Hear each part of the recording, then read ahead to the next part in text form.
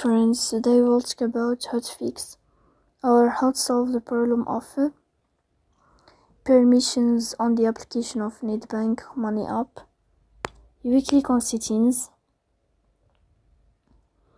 Here in this page you can click on apps, default apps, app settings. On above you can search about Nedbank Money and you will click here.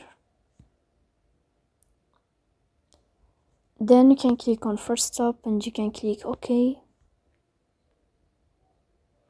Then you will enter to the window of storage. After that you can click on clear cache. Here you can go to Play Store. You will search about Nedbank Money. And then you can update your app if you find updating this plus sign. So please don't forget to support us by like and subscribe. See you next time.